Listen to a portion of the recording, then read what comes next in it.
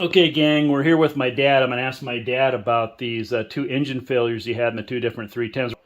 So, go ahead, Dad. Well, that's the one I was coming back from Vancouver, and I noticed that the oil pressure on the right engine, it was down to zero. Okay, so hey, Dad, hold on. So that was in the 1955 310 we're talking about right now, right? Yeah, right. Okay, go ahead. Sorry.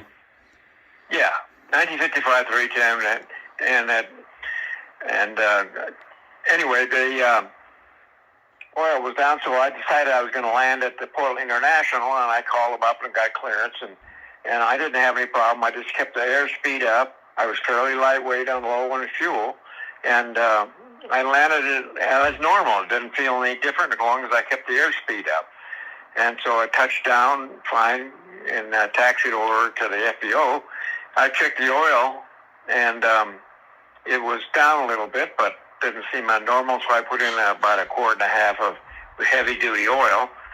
And I thought, well, shoot, I got to get this thing home if I got to fix the engine. I don't want to leave it here. So I decided to make a single-engine takeoff. Now, bear in mind that the airplane was pretty light fuel, and I was the only one on board, so that was not a problem. And but you wouldn't recommend anybody do that now. Left engine and the right engine, and the engine fired up, still low oil pressure, but I left it at idle. And I taxied on out and had 8,000 foot of runway, and I slowly brought the speed up from the left engine into full power, and I got it above single engine control speed on the runway, lifted off, and it was just no problem. And I kept the thing, made sure I kept the speed up, got over the hills by Portland, and took it home and landed it normally. So, I mean, the airplane didn't even feel unusual. How much? But the engine, the right engine was running on, was idling. Right. So it wasn't any drag there. Yeah. So that compensated for feather in the prop. Now, were you how much rudder were you having to use? Well, what was that? Weather? No, what rudder? How much of the rudder? How much left rudder were you putting in? On the takeoff part, it has a steering nose wheel on it. So I just brought the power up really slow, and I kept the thing basically on the runway. I kind of made a little bit of a turn, but until I got up to speed, and then the rudder caught in about maybe around 50 knots, and I used the rudder, to keep the thing straight on the airport, and I lifted off. I had a little bit of right rudder, but not that much. I mean, it just didn't seem unnormal. Oh, so wait a minute, hey, Dad. I think it was mainly due to the fact that I was so lightweit. I mean, hey, Dad. Was this the right engine or the left engine? It was the right engine that was out of power. Okay, so you were bringing in left rudder then. Yeah, left rudder. Okay. To hold it in the nose wheel. The rudder didn't have much of an effect, and it was the nose wheel steering that kept me more or less on the runway until I got up to about 50 knots. Then when I hit, and this is a memory thing, but when I got to about 80, 85 knots on the runway, I lifted off. And then, okay. Yeah, and that's right. That's left rudder in there, but it stayed very straight, and it was not a problem. Now, so and I was climbing at the rate of about 450 feet a minute. Oh, good Lord. So it was. Yeah. But then I was light, so. Well, and you were at about sea level, weren't you? Portland International's pretty close to that. Yeah, Portland's at like 200 feet, and then I climbed up to about maybe 1,600 feet or 2,000 to get over the hills to get into Hillsboro. And then from then on it was easy. I made a pretty wide left turn to get onto the into the airport. So now, hey, Dad. Let me. Yeah. Okay, so red line. So when you lifted up, 85 is that's red line on that airplane. So you lifted off right at red line. No, I was probably closer to 90. Okay. And it very, I kind of let it lifted off very, very comfortably, and then not about a whole more rudder. So now, hey, I think it had to do with the fact that I was so lightweight. But right, and disclaimer: this is not recommended, obviously, for anybody to do. No. And this was you have to be young and stupid to do stuff like that. Yeah, so just keep in mind this is El Dummo, and this was in the 1970s, and you were probably 33 or 4 or something. Okay, yeah, so really, really dumb, so we'll acknowledge that. We're not telling that story to make any recommendation. We're just saying that the airplane was capable in that situation at sea level. Of course, the 1955 310 was a very, very light airplane compared to other 310s. Now, now let me ask you this one last question on the 55. How much rudder input in the air, when you were in the air, how much left rudder were you having to carry, and were you banking? How many degrees into the good motor were you banking? I don't recall seeing any banking into the good motor. I was pretty level. Okay. And I don't remember a whole lot of heavy duty left rudder either, to tell you the truth. And so it just seemed flying kind of relatively normal. I mean, I didn't feel like I was, anywhere close to stall or lost control. Right. Well, and that airplane had no aux tanks of any kind. No. 50-gallon mains, and so but anyway, okay. And then tell us about the 1969 Cessna 310. That situation. What happened there? Oh, okay. I was just taking it off by myself, to do a little warm engines up and stuff and all that. And so I did a normal, pre-takeoff, run the engines up and all that. Everything seemed normal. Put it onto the runway, and I put the throttles all the way forward, as in the mixture controls all the way forward, and the throttles went to full power. Then I noticed that my left engine seemed like it's pulling me to the left, So I put a little more right rudder in and right brake a little bit, and I got up to normal speed, and I lifted off normally, and but I knew I wasn't getting full power out of my left engine, maybe 50%, and took off and got up to altitude, and then pulled the power back, and everything was normal. I mean, I flew around for about 45 minutes or so, doing my usual engine runs, and came back in and landed the airplane as normal. As it turns out, when I figured out why I wasn't getting full power on takeoff, was that the mixture cable going to the left engine had broken. So I was only getting, idle type power into the left engine. Maybe I was getting 50% power. Yeah, so right, so you had idle fuel flow only. Yeah, but yes. I think I had a little bit more than that. And it just depended on how it broke, Yeah, right. So Gotcha. I was probably getting pretty close to maybe 25% of the fuel flow. Okay. And at full power, I think I was getting. It felt like about 50%, but I was getting, instead of getting like 20. Let's pick up the RPM. I was probably 300 or 400 RPM below normal on takeoff. Yeah, so you might have been around 2,200, 2,100 maybe RPM versus I think 24-ish range. What was the yaw like in the air in that situation?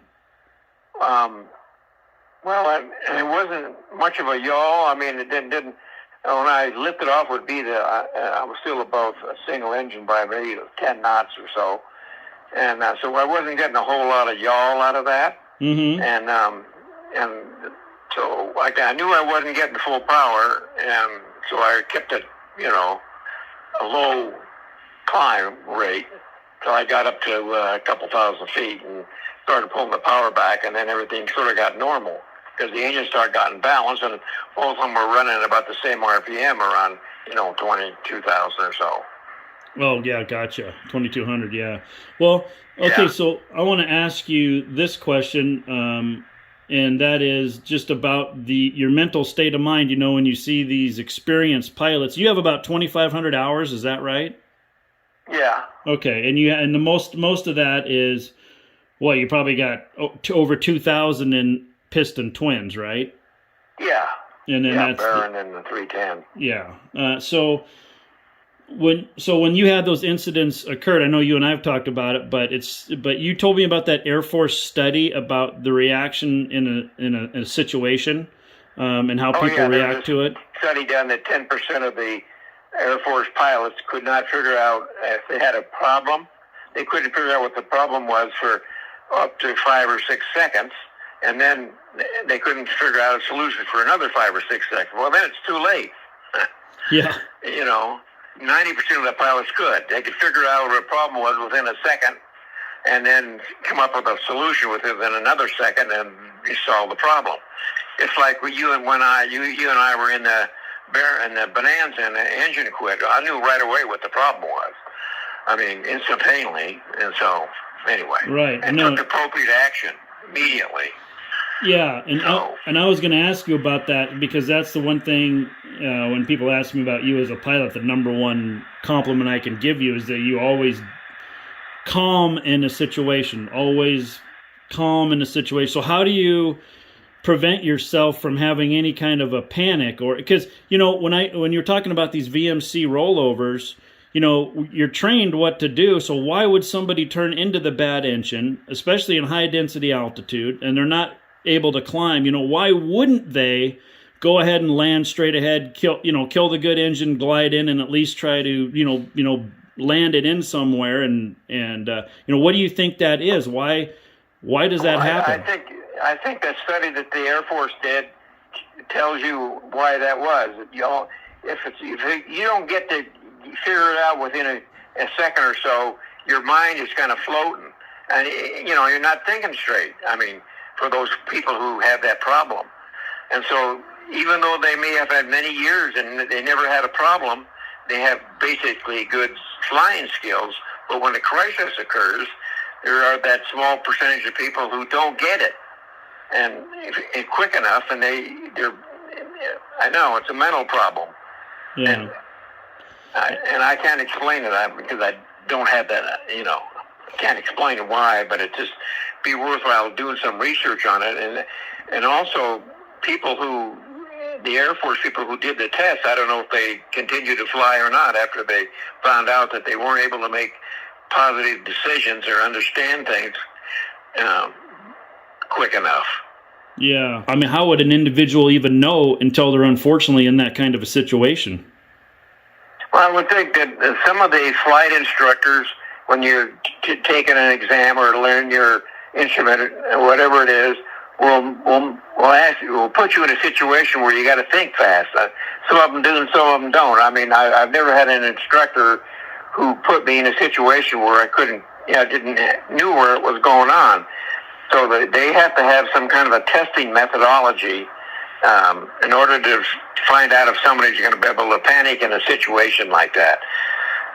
But I think if you have an instructor sitting beside you, even if you did a stall or something stupid, this instructor would, he's there and would take over and keep you from dying. That's the only thing I can think of. Yeah, and then when you're not in that situation, when it's on you, I mean, and that's the question that you really, unfortunately, don't really 100% know unless it happens to you.